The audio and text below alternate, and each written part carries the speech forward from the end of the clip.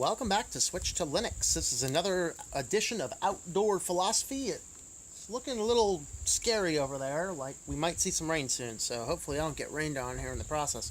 But we're going to go ahead and continue the next chapter in First Things First. And this one here contains more examples than anything else, so I'm not going to have a lot to say on this one. The chapter title is called From Time Management to Personal Leadership, and what it does is it takes the concept of the types of things that we can do or the types of things that we should do, and it talks about how to take those items and consider what do you need to do, what do other people need to do, how do you delegate things, and stuff like that. And I gotta say, another thing out front is this one's a little bit more of a challenge for me because sometimes you look back over the things you need done, and there's some things I know in my office that are fairly easy that I could delegate had I had the resources to do so. So, for example, I have a friend that wants to learn a little bit more about freelancing type stuff, and so I said, hey, you can do database entry when I get those types of projects in the office. He's like, yeah, that's fun. That's fine. Try that out. So that's the type of thing I can delegate pretty easily is to just delegate out some of that type of stuff. Now, some of the other stuff I start to think of and I go, well, how can I possibly delegate some of this? So a neat thing is that I had just transferred all of my hosting servers from one company to another, and I started with 42 cPanels. I think I'm down to 30 now. I was able to get rid of 12 of them in the process that were either dev servers or a couple of them were, customer accounts that were in suspended mode because they hadn't paid the annual hosting, and so those didn't get transferred. And if I don't get payment by the end of the month when the other server expires, they're gone.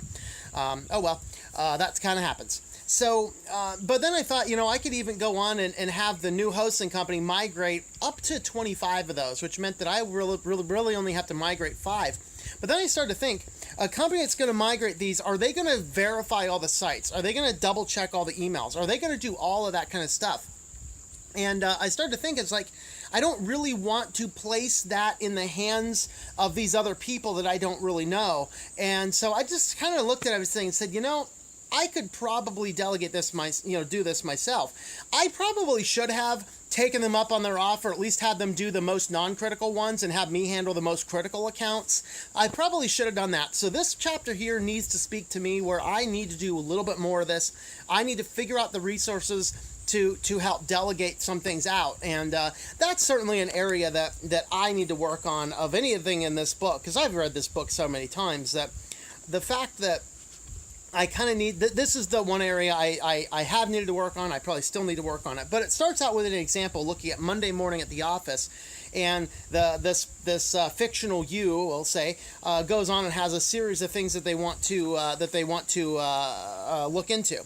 And so what we're going to do is just kind of walk through looking at each of these items. So we have a meeting to prepare for tomorrow. We have a faxing a proposal to another industry by the end of the day. We have, call 10 people on the calling lists, and, a lunch to discuss some account strategies. So basically have a variety of things. And then the question is, are all these things you should be doing? Are there things that you want to do? Because one of the factors of life is we always want to be reevaluating.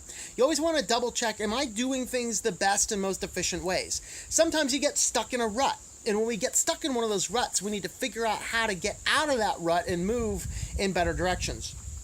And so really they walk through a series of these examples looking at, first at this particular one proposal. Why is it that you have this very important proposal that you have to do today for tomorrow? Well, I can think of 2 reasons. Number 1, you put it off. Or number 2, you might have wanted to wait until closer to the day so you remain fresh. I could understand both viewpoints, but that's one of those things that they talked about is asking yourself that specific question. It's getting ugly over here.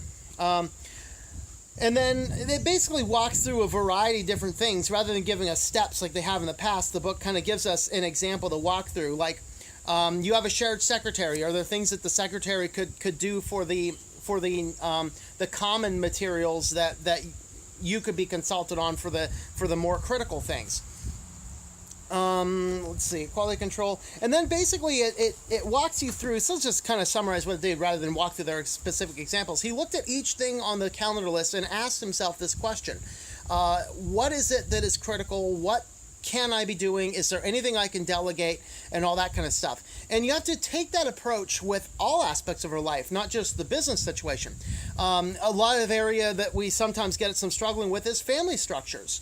Is a lot of people don't take enough time to spend with their family. And there's this big thing, it kind of started in the 80s with you want to have quality time. And that was kind of the quality time narrative came up because people are getting so busy that you had to schedule time to schedule things, and it was so crazy. And some of the early minimalism type stuff spawned out of that. One of my old favorite books I have sitting at home is 101 Ways to Simplify Your Life by I forget the name of the author. I'll try and remember to link it, but it is a fabulous little book just about how all of the interplay of how the 80s materialism in the late 80s overemphasizing, over scheduling. If you know somebody from that era, and I know some people from that era, they're just a little bit older than me, where you look at their life and just so rushed every direction. You got to schedule in time to schedule things. And that's a little too busy.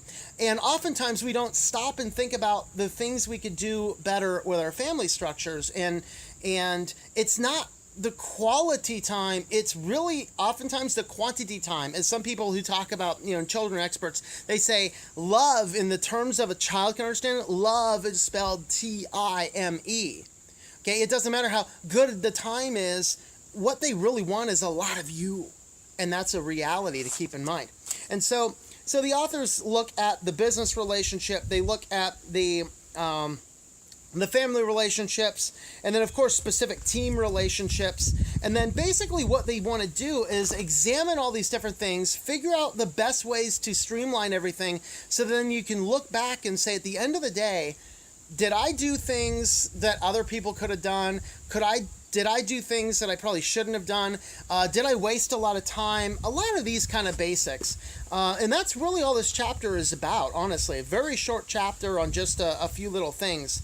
And I think that for me, the take-home message on this particular chapter is I need to come up with a little bit more of this. However, I also have to say that my businesses are at that stage right now where I'm overworked, but at the same time, I don't have enough resources to bring people on to help with some of the things. And so I'm kind of stuck, and that's why I have a friend that will help, and I'm teaching databasing as I get those types of jobs, but I don't have a lot of those types of jobs always come in. So it's one of those things where it's kind of that catch-22, but the take-home message for me is look at all the areas of relationships in your life and examine, is there better ways of doing things? Why do some things get put off? What's going on in all these things. And I guess another fun example I have with this book release, and let's see, I'm releasing, I think this video is probably going to go out on Sunday. I can't remember. So I'm recording this before the book release. This video is probably going to be released after the book release. I didn't wait until the last minute to do all the book stuff. I actually have all the pages already scheduled. They're going up immediately on the day they're going up, all on time. So those things I've set, scheduled, and there's some things that I can't schedule, and so I'm going to have to take the time to do those specifically, and then just shore things up, finalize a few little bits of code, and get things launched from that perspective. So in that respect here, I've evaluated what we need to do, and then I've set the various places in order in the various locations that I needed to do that. And we should do that in our work situations. We should do that in our family situations, and even in your hobby, your personal situations. It's benefit in this type of stuff. So that's kind of the take-home message for that chapter. The last chapter is going to just be talking about the piece and the results, and it'll be kind of the wrap-up of this book, First Things First, and then we'll reevaluate what we're going to do with outdoor philosophy here after that. So let me know in the comments what's good, what's not good, and all that kind of stuff.